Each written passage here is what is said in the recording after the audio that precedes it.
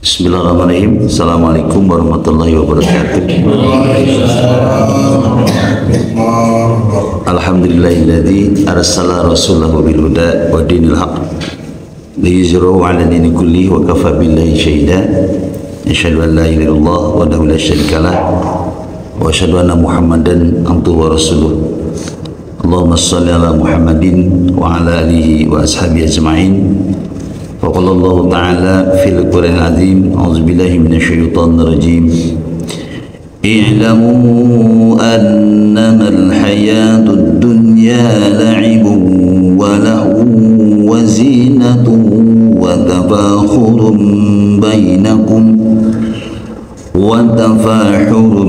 بينكم وتكاثر في الأموال والأولاد كمثل غيث أعجب الكفار نباته ثم يهيج فتراه مصفرا ثم يكون حطاما وفي الآخرة عذاب شديد ومغفرة من الله ورضوان وما الحياة الدنيا إلا متاع الغرور. Alayah Bapak Ketua DKM bersama seluruh jamaahnya yang Allah muliakan. Alhamdulillah izin Allah pada pagi hari ini saya bisa bersilaturahim untuk sharing tentang merdeka hati. Jadi apakah kita ini sudah merdeka hatinya atau belum? Nanti kita sendiri yang bisa merasakan. Ya, apa sih merdeka hati ini? Ini ada nasihat dari Rasulullah. Ternyata nasihat itu ada dua. Satu, nasihat yang berbicara. Dua, nasihat yang diam. Apa nasihat yang diam? Itulah kematian. Makanya yang namanya kematian mah diam-diam datang. Lagi sehat datang, lagi sakit datang, lagi bahagia datang, lagi sedih datang, lagi sakit datang, lagi sehat. Begitu diam aja. Makanya harus selalu mempersiapkannya. Nah, ada juga nasihat yang berbicara. Apa itu nasihat yang berbicara? Itulah Al-Quran. Makanya segala problematika hidup, segala persoalan hidup itu nggak usah nanya jauh-jauh, tanya aja ke Quran. Maka Quran akan menjawab. Termasuk ini masalah merdeka hati. Kalau hati kita ini masih suka ada cemas, malah pernah ada jemaah amali sebuah masjid bertanya ke saya, Ustaz, saya ini kadang HHC kan, harap-harap cemas. Kenapa? Saya seorang istri, seorang ibu, punya anak. Gimana nanti kalau suami saya meninggalkan anak-anak yatim? Siapa yang akan mengurus? Nah, belum terjadi sudah cemas. Ini bahkan saya punya teman belum menikah tapi sudah bingung bagaimana mendidik anak.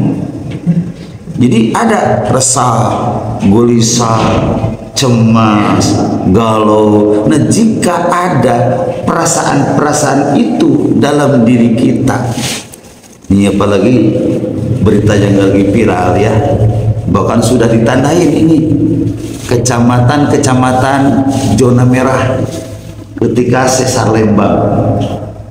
Sudah mulai hangat berita ini.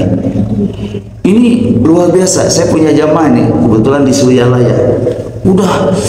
Udah tidak enak hati dari sekarang ini. Ini gimana Ustaz kalau terjadi? Padahal nanti bukan hanya sesar Lembang ya. Seluruh gunung, seluruh bumi ini idza zulzilatil ardu zilzalaha akan diguncangkan oleh Allah. Rahimakumullah.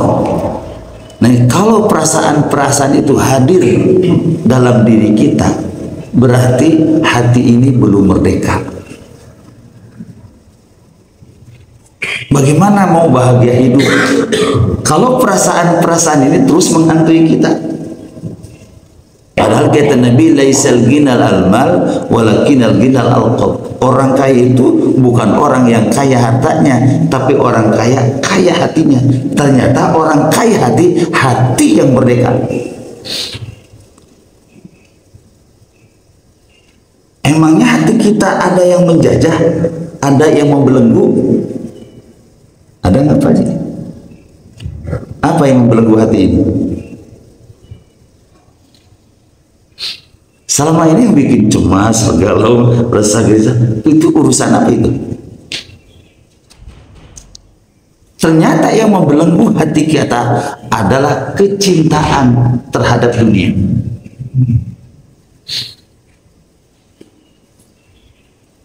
Seperti memerdekakan negeri ini, aduh, dijajah Belanda 350 tahun, ditambah Jepang, berbagai upaya, berbagai cara untuk bisa merdeka, berat luar biasa. Nah ternyata merdeka hati pun seberat itu kurang lebih. Sampai-sampai Snuk Hogronyo untuk bisa menaklukkan Aceh. Nah salah satunya ya saya baca di sejarah itu, salah satu Belanda yang susah mengalahkan adalah Aceh. Karena di sana banyak pahlawan-pahlawan hebat. Ada Tunku Umar, ada Cuk Nyadin, kan, Cuk Ditiro, luar biasa. Gimana mau mengalahkannya? Ternyata dia masuk ke dalam, masuk Islam pura-pura, kan begitu kalau misionaris. Mempelajari Islam di Aceh terus, akhirnya bisa dan mudah ditaklukkan. Nah demikian juga seberat apapun kita menaklukkan cinta dunia ini, insya Allah bisa. Nah, makanya nanya ke Quran gitu. Bahkan digambarkan di surah Al-Balad, a'udzubillahi minasyaitonir rajim, falaqtahamal aqabah wa ma adraka mal aqabah fakku raqabah. Ada jalan yang mendaki lagi sukar. Tahukah kamu jalan yang mendaki lagi sukar? Saya baca di tafsir, ternyata yang maksud jalan mendaki lagi sukar itu ada tangga-tangga yang berada di neraka jahanam. Kalau lagi masalah lutut atau kaki ini, naik tangga itu berat. Bayangan ya, tangganya ini berada di neraka jahanam, dan neraka jahanam itu neraka yang paling bawah. Begitu sulitnya dan sukarnya. Jalan apa ini? Ya, digambarkan di Al-Quran, fakur raqabah, yakni memerdekakan hamba saya. Jadi zaman Rasulullah itu dulu ada sebut dengan hamba saya, supaya jadi orang beriman yang bebas, yang merdeka, itu harus dimerdekakan dengan cara apa? Dibeli dari Tuan A, dibeli. Itu biasanya orang-orang tertentu ya, salah satunya sahabat Abu Bakar Siddiq. Berat. Bayangin ketika sekarang TKI yang ke Kamboja itu yang dijual organnya, ternyata organ manusia itu mahal. Ginjalnya berapa, jantungnya berapa, berarti kita ini mahal. Mungkin ibu-ibu di sini ketika butuh uang besar, kira-kira mau dijual nggak diri kita, atau anak kita, atau suami kita? Kalau mau dijual, berapa harganya? Berapa harga tubuh ini? Pak, ini Bapak kalau mau dijual, Pak Haji berapa? Tidak ternilai. Tidak ternilai, saking mahalnya. Artinya ketika memerdekakan seorang begitu mahalnya, butuh perjuangan yang luar biasa. Nah seperti itulah kita mau memerdekakan hati, ternyata pamannya. Dari mana datangnya lintah? Dari sawah turun ke padi. Dari mana datangnya cinta? Dari mata turun ke hati. Tiap hari mata ini melihat dunia, kan memang kita ada di dunia, lalu masuk turun ke hati, sehingga dunia kita cintai. Ini yang bisa membelenggu hati kita, sehingga beratlah kita untuk mencintai akhirat. Karena akhirat belum kita ke sana. Sehari-hari kita di sini, tapi harus cinta akhirat. Nah, makanya nanya ke Quran. Gimana sih seperti Sunan Kudus bisa menaklukkan Aceh karena dia masuk di dalamnya, memahaminya. Nah, demikian juga rahimakumullah, agar kita bisa mampu mengendalikan ya, yang membelenggu hati kita adalah dunia. Pahami dunia itu menurut Quran itu apa? Baik, ini salah satunya di surah Al-Hadid, surat 57 setelah Al-Waqiah. A'udzu billahi minasy syaithanir rajim. I'lamu annamal hayatud dunya la'ibun wa lahu wa zinatun wa tafahurun bainakum wa takathurun fil amwali wal aulad. I'lamu, ketahuilah, annamal hayatud dunya, sesungguhnya kehidupan dunia itu la'ibun, permainan. Itu kalau kita suka nonton sepak bola, Pak, jelas sekali. Salah satu permainan yang sangat menonjol saya baca dalam sejarah adalah sepak bola. Sepak bola itu permainan yang sangat memasyarakat. Satu bola diperebutkan oleh 22 orang. Bahkan saat mengejar bola itu lelahnya luar biasa. Bahkan di perjalanan ada rintangan-rintangan. Ya, kadang-kadang ada yang nekel. Saling menzolimi terjadi saat mengejar dunia ini. Digambarkan dunia seperti permainan. Lelah, capek. Makanya kalau orang-orang soleh, orang-orang taat kepada Allah, masih muda, dia dipanggil oleh Allah, dia mau bersyukur, dia mau bahagia. Kenapa? Kembali kepada Allah, dengan ridho Allah, dapat ridho Allah, dapat rahmat Allah, lalu dia tidak lagi harus capek ngurus dunia ini.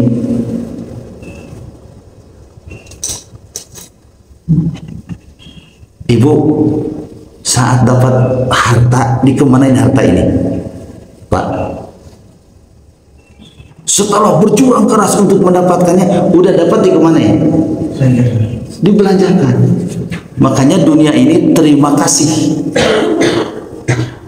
diterima, kasih, terima, kasih. Luar biasa. Saya suka berenung. Betapa ruginya hidup ini kalau kita tidak beribadah kepada Allah. Betapa ruginya. Kenapa? Ternyata dunia itu sudah dikejar dengan berbagai cara. Bahkan kadang-kadang menzolimi orang lain, menyakiti orang lain, ditinggalkan. Bahkan ditendang kembali gitu. Jadi pernah waktu menjual keripik kentang pesantren, pagi-pagi sudah belanja ke kentang, minyak, bahan bumbunya diolah, udah jadi dibungkus, dicetak, terus masukin ke tempat-tempat oleh-oleh. 2 minggu disimpan, setelah 2 minggu diambil. Belum nyampe ke rumah ditelepon, beli kentangnya, beli. Allahu Akbar. Ini Masya Allah, dunia itu memang seperti itu. Ya, itu satu karakteristik dunia itu begitu. Sendal kurung, permainan. Watabahum bainakum. Bahkan kata Allah ini, orang itu dengan dunia saling berbangga-bangga. Saling apa? Berbangga-bangga. Hati-hati Bapak Ibu, ini sudah masuk jebakan.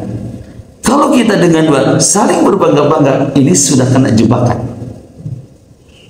Di surat An-Nisa, surat 4.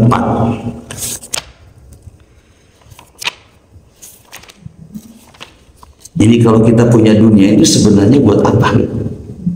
Ya. Ini supaya kita judulnya supaya merdeka hati ya, supaya dunia bisa kita taklukkan, jangan dunia menaklukkan hati kita. Di An-Nisa ayat berapa? Surat 4 ya.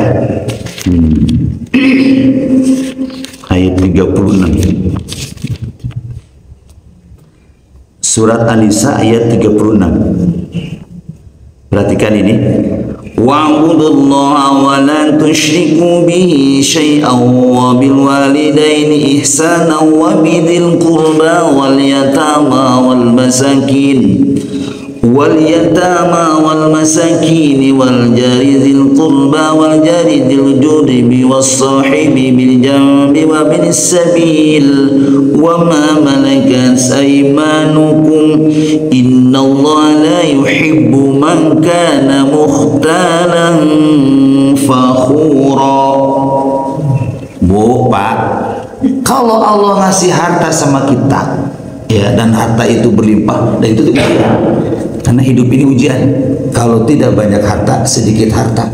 Bapak, Ibu, kira-kira kalau diuji mau banyak uang, mau sedikit uang? Yo, nanya. Kalau diuji oleh Allah, mau dikasih banyak uang atau sedikit uang? Nggak ulang. Ayo, kalau dikasih pilihan ini, mau apa, Bu? Mau banyak uang atau mau tidak punya uang? Oke. Kalau mau banyak, ini perhatiin ayat ini, supaya lulus, supaya uang ini, si dunia ini tidak menjajah kita, tidak menjajah kita. Perhatiin, ini luar biasa nih, nasihat dari Allah nih.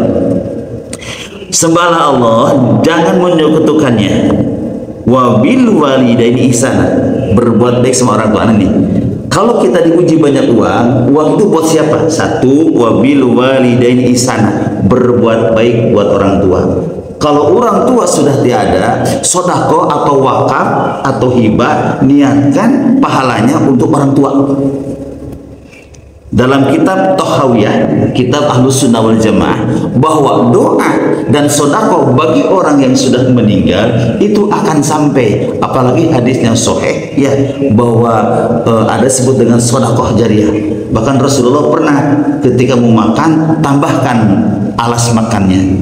Ya, ternyata buat siapa? Buat Siti Khadijah. Padahal Siti Khadijah sudah meninggal. Niatkan pahala untuk orang tua ya. Kalau sudah tidak ada, kalau sudah masih ada, itu luar biasa. Masih ada sisanya, wabizil kurba, keluarga ya. Makanya ini para suami jangan sampai terhalang mau ngasih ke orang tua karena sama istri gitu. Jadi suka ada istri, seorang suami mau ngasih ke orang tuanya, merasa harus ke istri dulu baru ke orang tua. Kira-kira ke orang tua dulu atau ke istri dulu? Kalau bapak punya uang nih, kemanakan dulu uang? Ke istri dulu atau ke orang tua dulu? Pak, selama ini kemana dulu? Ke istri dulu.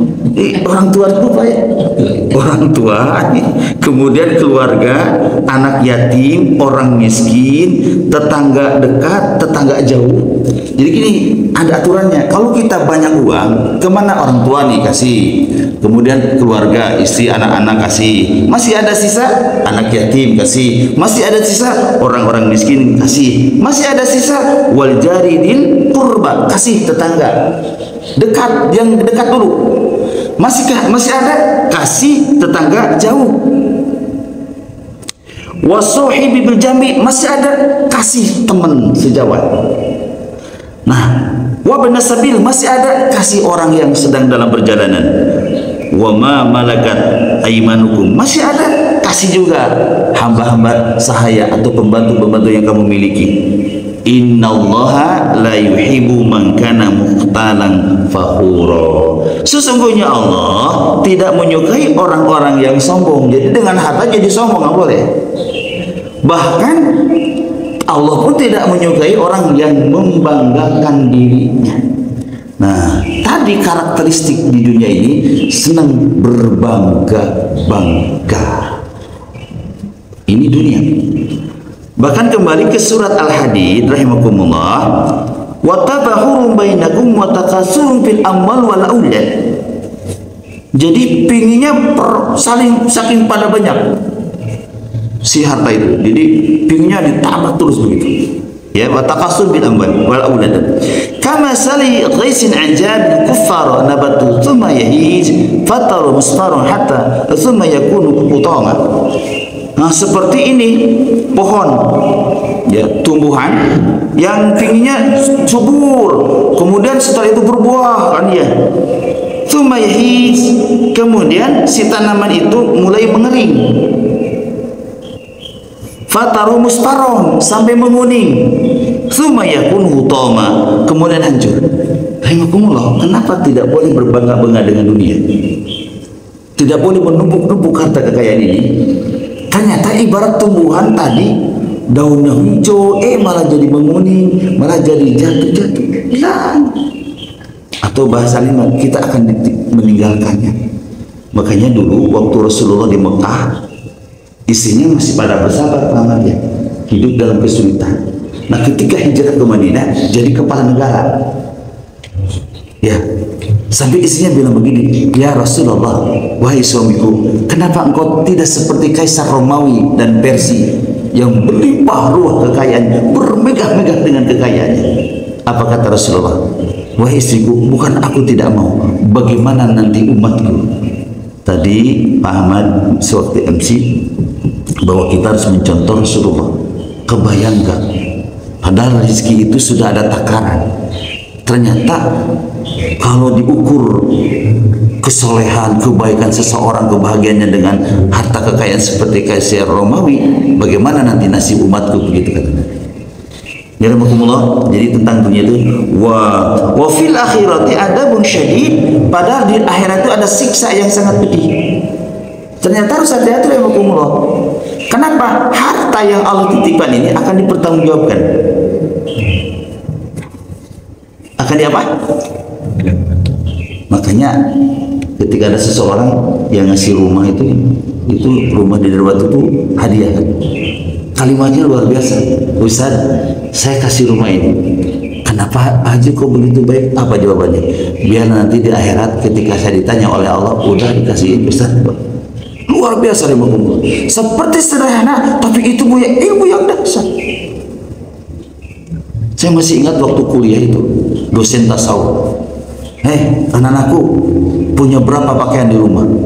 Ingat itu, semua pakaian yang ada di lemari itu akan dipertanggungjawabkan di hadapan Allah. Luar biasa. Makanya harus diputer ya, sarung, baju kita harus diputer. Berapa?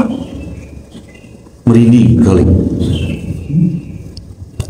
Memang benar. Summa latus'alunna yawma idzin 'anil na'im. Kemudian akan kami tanya tentang semua kenikmatan yang telah aku berikan kepadamu. Saya kalau baca di tafsir Ibnu Katsir itu, air minum ini aja nih, setelah minum teh ditanya sama Allah, apalagi kita merasa nikmat ini. Setelah minum air teh, setelah jadi tenaga, dipakai apa tenaga itu? Pakaian, fasilitas, semua itu akan dipertanggungjawabkan oleh Allah. Makanya tadi Allah tidak suka dengan berbangga. Tapi rahimakumullah, di akhirat pun ada apa? Wa maghfiratum minallah wa ridwan. Ada ampunan Allah, ada ridha Allah.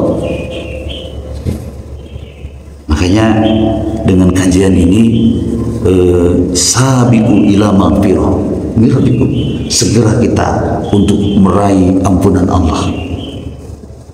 Ya, nah, harta dunia ini bisa jadi sarana untuk mendapatkan ampunan Allah.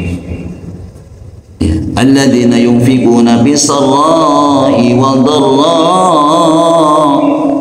Jadi cara meraih ampunan Allah itu ketika kita punya harta, infakkan harta itu bis-sarra wad-dharra, waktu lapang maupun waktu sempit. Pantesan Rasulullah kalau punya harta nggak lama harta itu laksana angin kencang dikeluarkan, datang lagi segera dikeluarkan lagi. Begitu Rasulullah mencontohkan, dan itu dicontoh pula oleh para sahabatnya. Rahimakumullah, itu dunia. Jadi jangan sampai kita mencintainya, ini bahaya. Bahkan maaf, ini ada satu ayat lagi di surah Al-Baqarah. Ini kisah Nabi Musa. Ya. A'udzubillahi minasyaitonir rajim. Wa idh kuntum ya Musa lan nasbir 'ala ta'amin wahid. Al-Baqarah 61 bisa dibuka lagi. وإذ قلتم يا موسى لن نصبر على طعام واحد فادع لنا ربك يخرج لنا مما تنبت الأرض من بقلها وكثائها وفومها وعدسها وبصلها قال أتستبدلون الذي هو أدنى بالذي هو خير اهبطوا مصرا فإن لكم ما سألتم وضربت عليهم الذلة والمسكنة وباءوا بغضب من الله. Al-ayat. Ini ternyata kisah umat Nabi Musa yang beriman ini. Dia hidup dalam kekurangan, mungkin ya, keterbatasan, mungkin seperti saudara-saudara kita di Palestina hari ini, atau mungkin Bapak Ibu juga dulu sebelum hari ini merasakan ketika di rumah itu hanya satu macam saja makanan, tapi kondisinya beriman. Ya. Atau kalau di zaman Rasulullah itu ada kisah Sal'abah. Ya, saya baca kisahnya, pakaiannya itu cuma satu berdua. Jadi kalau ke masjid, Sal'abah ke masjid, istrinya diam, nanti pulang dari masjid gantian pakaian, saking fakirnya, tapi ketaatan ibadahnya luar biasa. Nah, ada di umat Nabi Musa itu tadi seperti itu. Jadi rajin beribadah, tapi secara ekonomi pas-pasan, kurang bagian. Saya bahasa aja gini, mungkin kalau bahasa kita makan teh hanya tempe saja, atau hanya tahu saja.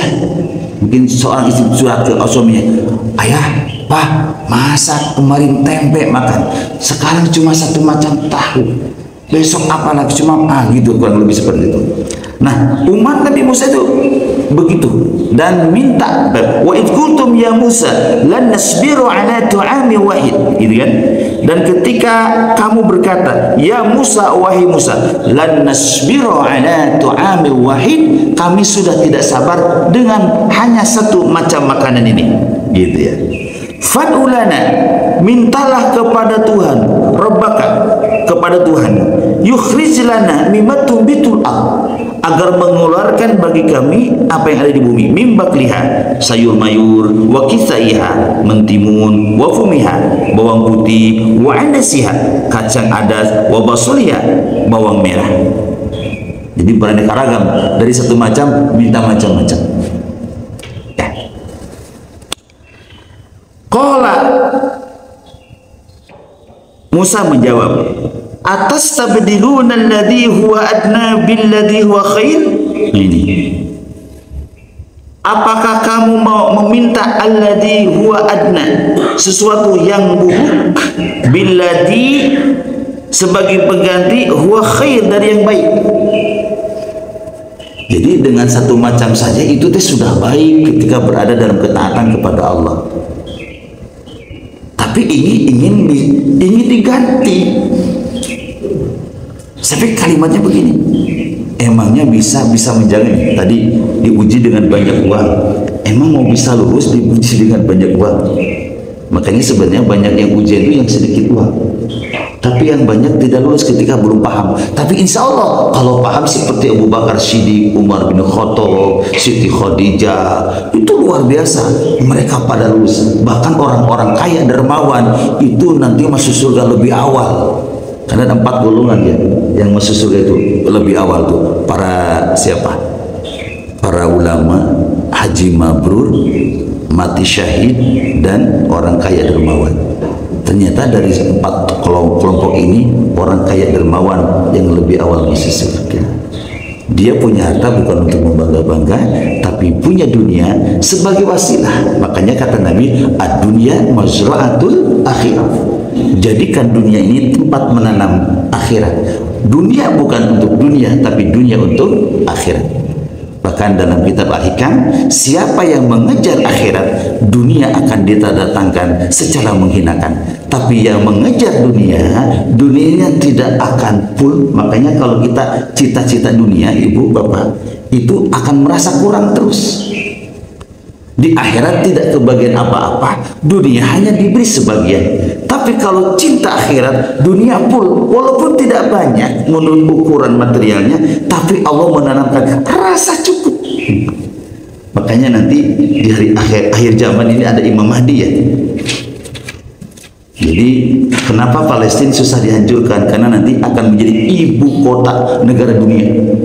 Ketika syariat Islam, tatanan Islam dijalankan, ya, di akhir zaman An-Nubuwah itu ternyata ibu kotanya di Palestina. Dan di situ dipimpin oleh Imam Mahdi. Walaupun masih terjadi perdebatan siapa Imam Mahdi ini. Kalau secara bahasanya imam pemimpin Mahdi yang mendapatkan petunjuk dari Allah. Itu saya baca di hadis luar biasa.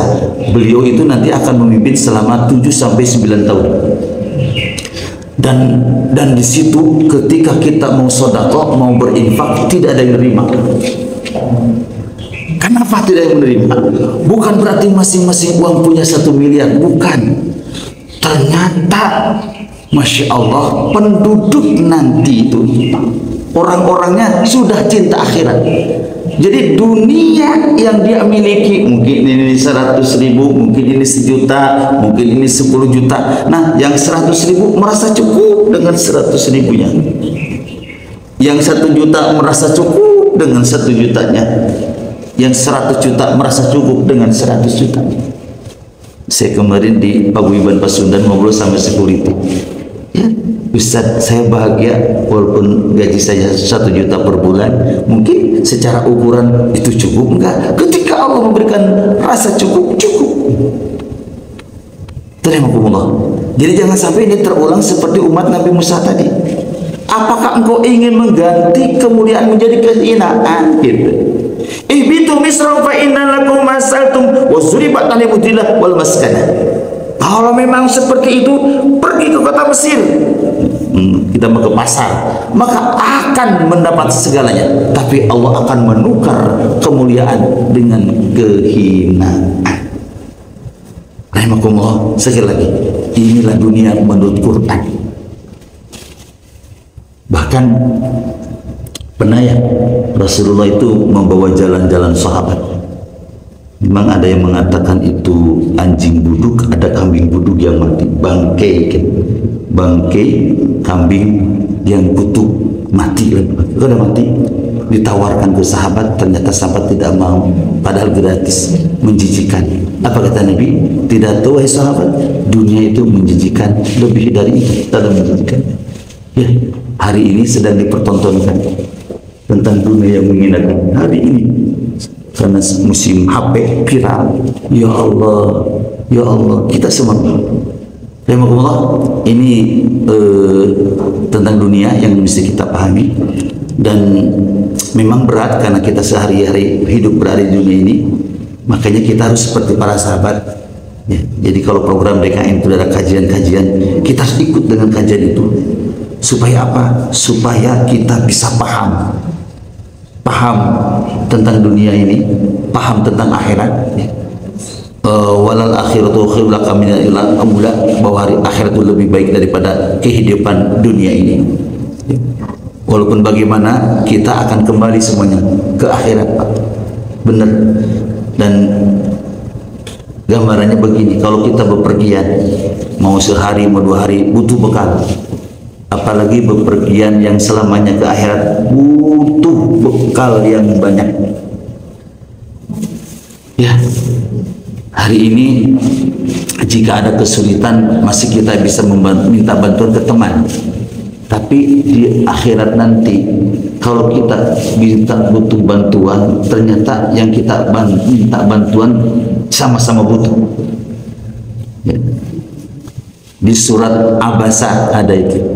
A'udzubillahi minasyaitonir rajim. Fa idza ja'atis sakhah yauma yafirul mar'u min akhihi wa ummihi wa abihi wa sahibatihi wa bani likulli imri'in minhum yauma idin sa'nu yubni. Ketika sangkakala ditiup, maka seseorang akan lari dari saudaranya, dari ibu dan bapaknya, dari anak-anaknya. Jadi pada lari, masing-masing sibuk bertanggungjawaban di hadapan Allah. Bahkan saya membaca tafsirnya itu sampai begini, seorang istri datang ke suami minta kebaikan sedikit, seorang suami datang ke istri minta kebaikan sedikit, sama-sama menjawab, maaf istriku, aku tidak bisa memberikan kebaikan ini, aku butuh kebaikan ini untuk mempertanggungjawabkan di hadapan Allah Subhanahu wa taala. Maka sekali lagi, dunia hari ini yang sedang kita hadapi, segala bentuk fasilitas dan ujian-ujiannya jangan sampai menjadi kecintaan terhadap hati ini, tapi bagaimana dunia cukup sampai tangan agar betul-betul menjadi kendaraan untuk keselamatan di akhirat kelak. Ya, makanya orang di alam kubur sekarang pada pingin kembali, merasa ketika dunia yang Allah titipkan di dunia ini kurang banyak bersedekahnya, kurang banyak berbaginya, sehingga pingin kembali. Ya, kenapa sedekah jadi judulnya? Ternyata kalau sholat itu untuk diri kita, saum untuk diri kita, kalau sedekah itu untuk orang lain, tapi pahalanya buat kita. Ya, maka dari itu sekali lagi jangan sampai dunia membelenggu kita. Supaya apa? Tadi resah gelisahnya hilang, nanti diganti. Nah, ini menarik.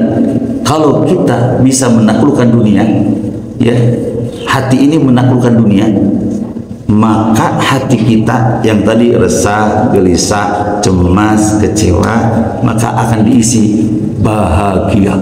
Kenapa? Satu, dia akan menjadi orang-orang yang tawakal, selalu berserah diri segala urusan ini kepada Allah. Allah pasti memberi yang terbaik. Dan yang kedua, ternyata hati yang merdeka ini cirinya adalah ridho dengan segala qada dan qadar Allah. Jadi hidup kita ini masing-masing sudah ditakar, Pak. Jadilah diri, jadi sendiri, jangan jadi orang lain, karena sudah masing-masing ditakar oleh Allah.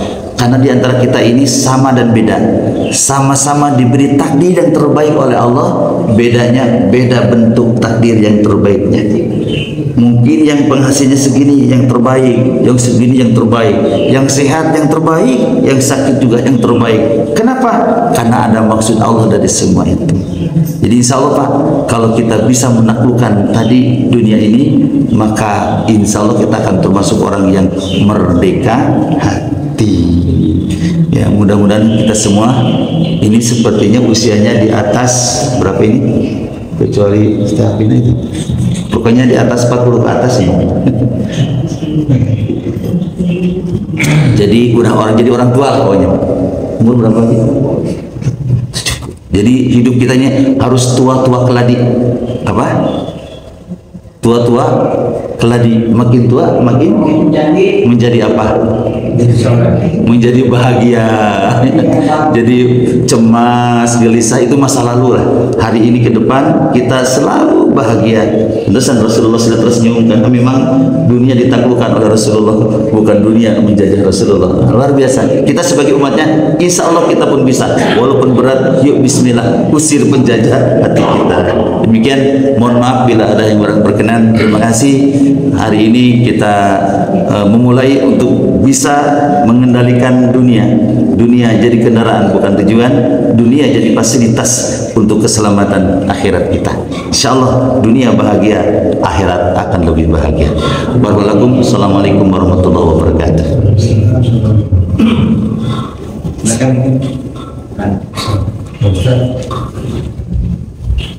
Iya, Pak. Tadi terkait dengan apa yang disampaikan bahwa yang masuk surga itu orang-orang kaya terdahulu. Ya. Dalam surat ini nih Waqiah kan di situ orang yang masuk surga itu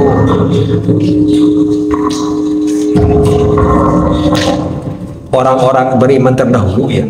Wasabiquna sabiquna ulaika muqarrabun fi jannatin na'im sullatun minal awwalin wa qalilun minal akhirin. Ya. Begitu kira-kira gimana Pak Ustaz? Ini luar biasa. Itu sebenarnya ada dua ayat, Pak. Ya. Di Al-Waqiah apa ya?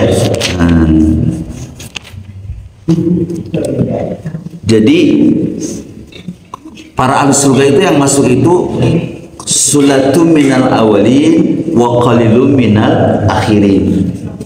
Jadi kebanyakan yang ahli surga itu generasi awal. Ya, generasi awal. Nah, sedikit generasi akhir.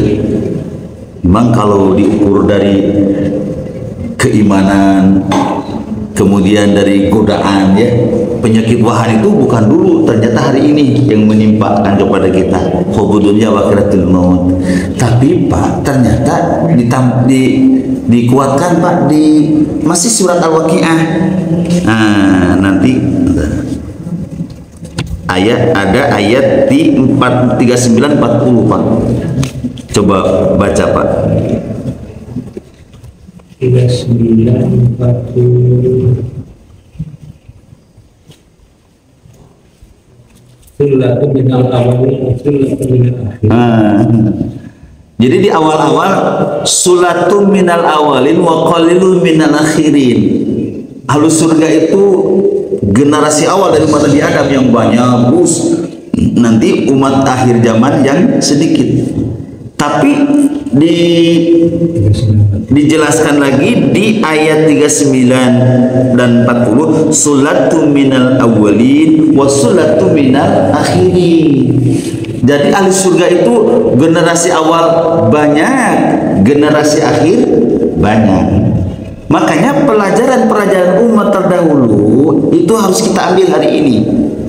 Bahkan sebenarnya iman kita harus lebih hebat, karena kita bisa ngambil pelajaran. Contoh tadi umat Nabi Musa begini tentang dunia ya, terus Rasulullah menjelaskan, berarti harusnya lebih kuat kita.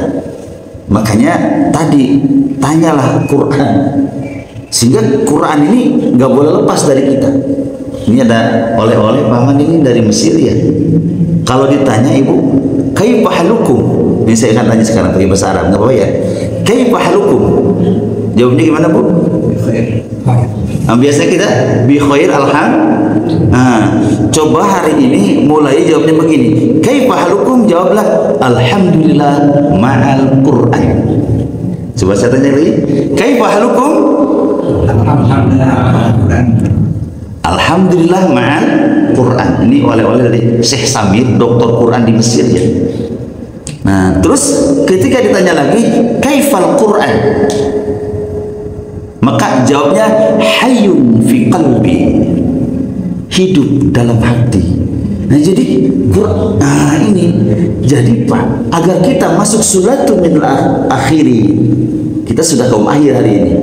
Bagaimana tetap menjadi bagian golongan yang banyak masuk surga?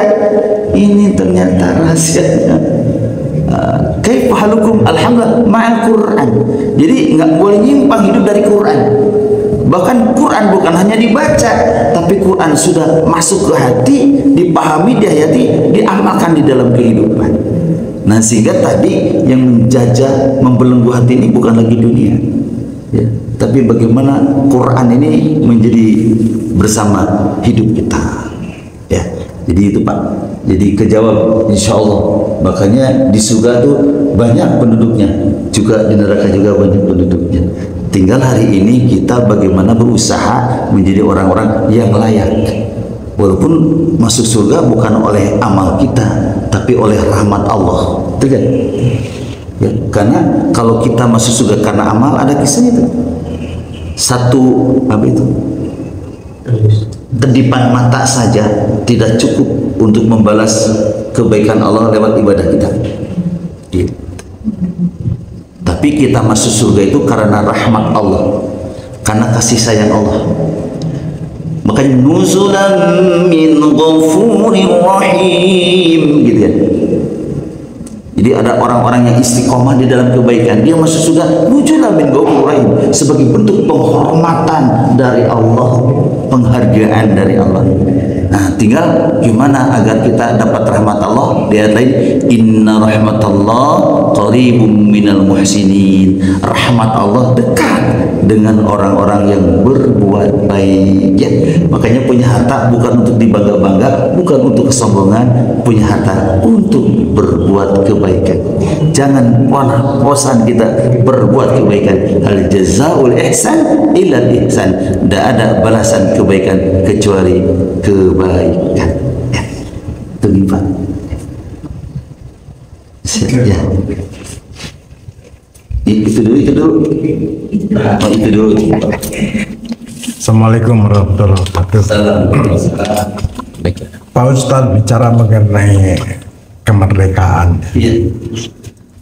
memang kalau secara lahiriah kemerdekaan itu diartikan sebagai freedom of speech misalnya, atau freedom of activity, kebebasan untuk bicara, kebebasan untuk bertindak. Tapi kebebasan ini kan bukan dalam arti kebebasan yang kebablasan, tentu saja dengan rambu-rambu yang sudah ditentukan. Itu kalau bicara merdeka dalam arti dunia, ya, itu kita bebas ibadah, bebas berpolitik, bebas bersosial budaya dan lain sebagainya. Tapi yang dijelaskan oleh Pak Ustadz itu adalah kemerdekaan dalam arti kedalaman hati, ya. Kedalaman hati itu menurut saya intinya adalah bersyukur. Kita sudah diberikan garisan kodok dan kodar gitu ya. Nah, kita menerima bersyukur itu adalah inti dari kemerdekaan. Bagi orang yang tidak bersyukur itu tidak akan selamanya mendapatkan hati yang merdeka. Jadi menurut saya kemerdekaan itu adalah kemerdekaan yang diraih oleh seseorang karena bersyukur terhadap apa yang sudah Allah berikan kepada kita. Kalau tidak bersyukur, kita akan selalu merasa kekurangan dari segi ekonomi itu. Kalau tidak bersyukur, kita akan merasa dihambat gitu dari kehidupan di bidang politik misalnya dan lain sebagainya.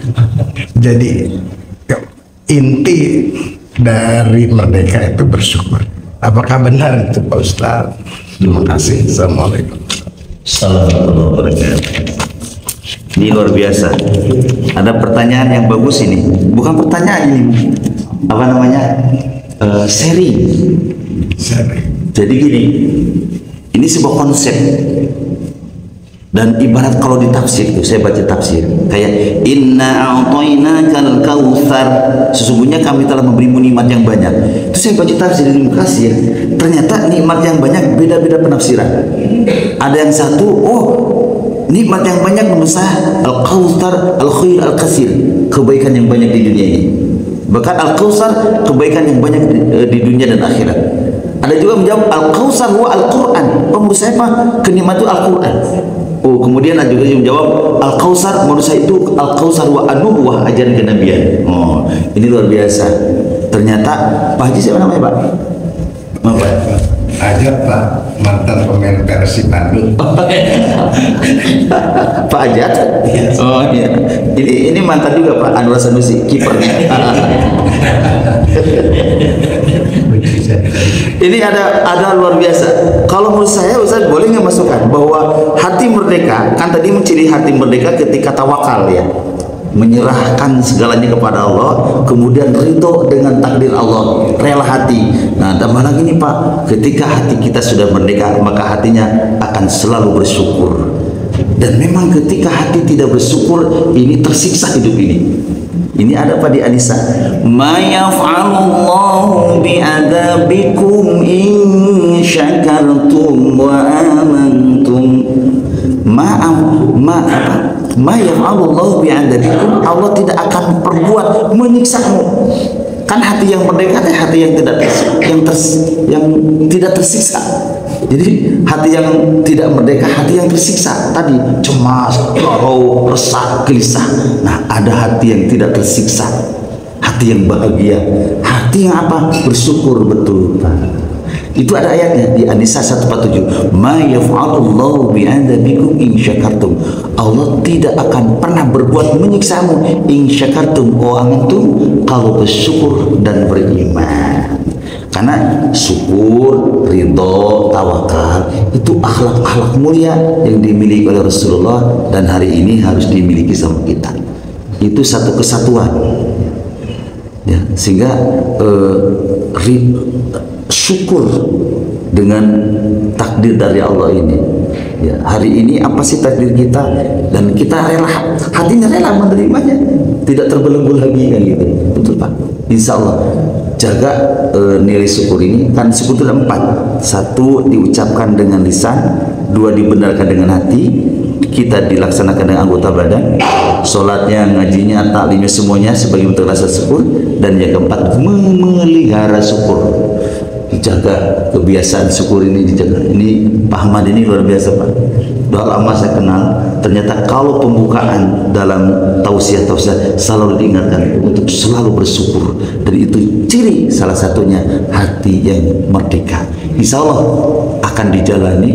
Jadi nantinya akan menjadi orang yang HHN, bukan HHC, bukan harap-harap cemas, tapi HHN. Apa itu HHN? Kuis lah, nanti Pak Ahmad dikasih hadiah 50.000 ya pada DKM. HHN, ayo ibu-ibu atau bapak, kan ada HHC. HHC hatinya tidak merdeka, sekarang sudah merdeka hatinya sehingga jadi HHN. Apa, silakan.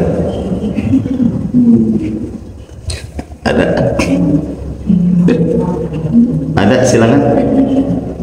Ada yang tahu HHN? Kalau nggak ada, hadapi, hayati, nikmati. Jadi hidup itu dinikmati aja. Silakan Pak, mantap Pak. Bisa satu lagi.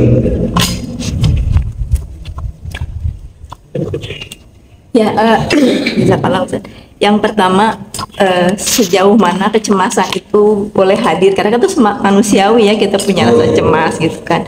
Nah, khawatirnya ketika memang kesannya merdeka hati itu tidak pernah cemas dan sebagainya, sehingga kita juga jadi tidak punya rencana apapun gitu kan. Misalnya bisa kita punya uang 1.000 gitu, padahal kita harus makan gitu kan, tenang we, tetap kan kita harus ada ikhtiar gitu kan. Itu kan berarti lahir dari kecemasan sebetulnya ya, khawatir aduh, kalau gak makan ya gimana gitu kan. Berarti ini proporsional gitu ya, harus seperti apa kecemasan atau kekhawatiran kita hadir. Karena kalau diambil positifnya ya, kita menjadi punya rencana yang matang. Berarti kan, oh kalau punya uang 1.000 berarti saya harus begini. Itu mungkin yang pertama. Yang kedua, memang dunia ini seringkali dianalogikan dengan hal yang buruk ya, tadi dengan bangkai dan sebagainya. Tapi bagaimanapun kan kita memang ada di sini. Nah, sehingga khawatirnya menjadi muncul apa yang namanya dikotomi gitu ya, antara orang yang profesinya menjadi ustadz gitu ya, dengan yang pengusaha misalnya. Ya enak yang ustadz itu pasti dia mengkaji ayat terus menerus gitu. Tapi kalau yang pengusaha kan mungkin kesannya sibuk dengan dunianya gitu. Nah ini bagaimana kita melihat semua posisi ataupun profesi itu menjadi hal yang sama sebetulnya. Karena kalau kita lihat juga kan, Abdurrahman bin Auf juga bukan seorang, katakanlah mungkin versi kita bukan seorang ustadz, tidak semuanya menjadi seorang ustadz gitu. Nah ini bagaimana kita melihatnya? Jazakallahu khair. Ya, ini ada satu kisah yang menarik ya Rasulullah. Kalau besok ada beras, kalau orang Indonesia mah beras ya, kalau dulu mah gandum kan, atau kurma. Bekal ada buat besok adalah dalam buat satu keluarga besok satu kali untuk makan, maka itu sudah masuk orang yang kaya. Ngerti nggak maksudnya diterjemahkan? Jadi ada perencanaan. Kan sering gelisah kita teh, punya uang tapi tadi udah bersyukur. Misalkan gini, hari ini punya uang 100 tapi galau, ini kumaha ayo, makanya kudu cukup seminggu kan gitu ya. Padahal di situ nanti ar-razzaq, Allah memberi rezeki. Ternyata kalau lihat dari konsep itu, besok aja buat besok. Jadi besok punya uang 100.000 cukup nggak 100.000 buat makan keluarga? Nah berarti sudah hilang rasa cemas kita.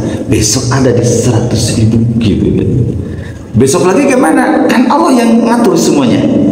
Di kemarin qadarullah saya ngisi di paguyuban itu. Jadi kan kondisi ekonomi sekarang, jadi dari kantor penting gajinya telat banget. Sanes teu hoyong gaji telat transfer. Wah, gelisahnya bukan main. Nah, kenapa harus dikaitkan dengan hati ini? Saya bilang gini, kan yang ngatur rezeki itu Allah. Bisa jadi dari kantor ini telat, maka Allah akan datangkan lewat cara Allah dari yang lain. Saya sering di pesantren ini merasakan tapi ya, lagi ngurus pesantren suka gitu ke guru-guru. Bahkan kadang-kadang gajinya setengah dulu ya. Tapi kan hidup karena Allah menjaminnya gitu. Syukur-syukur kalau memang ada, makanya ada dalam perencanaan keuangan syariah itu uang terbagi 3. Sepertiga buat sosial, sepertiga investasi, sepertiga kesejahteraan. Walaupun mungkin kadar sepertiganya beda-beda. Ya. Jadi kalau besok masih ada bekal itu sudah harus tidak cemas. Kenapa? Karena ada penjamin Allah Subhanahu wa taala. Ya, karena gini, kalau kita sudah tidak ada jatah hidup, maka oleh Allah rizkinya di stop.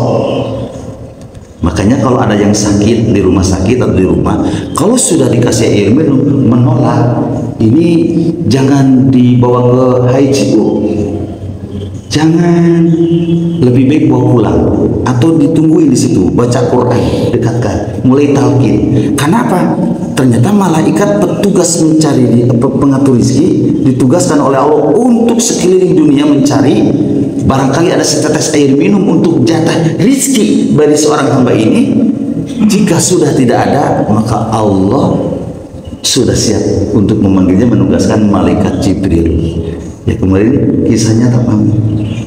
Ada tetangganya Pak Giri, itu almarhumah siapa? Mbak Sundari. Pas saya nengok ke rumah sakit, aduh Pak Ustadz, ternyata dikasih minum sesendok aja muntah lagi. Oh kalau gitu mah ini mah sudah nggak lama lagi Mas. Walaupun tapi kalau di rumah sakit dikasih selang apa, harusnya mah jangan dikasih. Emang sudah waktunya itu teh. Ya, makanya kenapa tidak mesti cemas? Karena yang ngatur rezeki itu Allah. Kita hanya bentuk ikhtiar, maka lahirlah tawakal. Ada perencanaan seperti biasa, jangan, kan ada di surat An-Nisa. Kembali lagi, wal yasalladina lau tarbu duriyatan di'afa khaufu alaihim. Jangan sampai kita meninggalkan keturunan yang lemah. Ada artinya lemah ekonomi, lemah iman, lemah amal, di situ ada. Ya, siapkan yang terbaik, tapi jangan cemas, ada sebentar, jadi jangan kayak sedih. Boleh sedih seperti dulu Rasulullah, maka amul husni, tahun kesedihan, tapi kan tidak langsung wah bertahun-tahun sedih, bangkit lagi. Ya, makanya kenapa ada takziah kalau ada yang meninggal. Itu takziah itu menghibur. Jadi bukan satunya, duanya, bukan, ternyata terus aja baca Quran bareng, doa bareng, ya, bawa makanan kepada orang yang meninggal. Ya, harusnya begitu dalam sunnahnya. Di takziah sampai kapan? Sampai dia bangkit lagi. Oh iya, suamiku kan milik Allah, sekarang sudah dipanggil sama Allah. Bismillah, saya sudah bisa menerima. Udah tinggalkan. Berarti itu menghibur. Nah, kita pun sama seperti itu. Rasa sedih, rasa kecewa mah sok ayo tapi jangan berlama-lama. Karena di situ nanti ada rahasia-rahasia Allah. Satu ya. Yang kedua tentang tadi tentang dunia ya, seperti apa. Ini sebenarnya profesi apapun itu yang terbaik dari Allah. Makanya tadi bahasanya takdir. Kalau zaman sahabat itu Ali bin Abi Thalib ingin jadi orang kaya, gak kaya-kaya, miskin secara harta, tapi kaya secara ilmu. Utsman bin Affan capek ngurus harta teh ya, makanya dibagi-bagi. Abdullah bin Auf itu sengaja saking capeknya ngurus harta, si kurma itu siarnya itu kurma ceritanya dibeli saking banyak uang, beli kurma busuk dibeli sama Abdullah bin Auf itu, truk dibeli. Ya, apa yang terjadi? Ternyata di Yaman itu ada penyakit menular, obatnya kurma busuk. Atau kurma busuk itu dibeli dari Yaman dengan harga 10 kali lipat lebih baik. Terjadi miskin, ada penghari takdir itu namanya. Ya. Makanya itu ujian kalau di surat Al-Fajr ujian ya. Makanya Bapak Ibu di sini ada yang takdirkan tuh miskin dipercaya oleh Allah, tapi harus lulus, itu aja. Cuma pesan ulah bangga, jangan sombong, itu aja. Terus berbuat baik begitu. Nah, ternyata dijawabnya surah Az-Zumar. Surah Az-Zumar ada.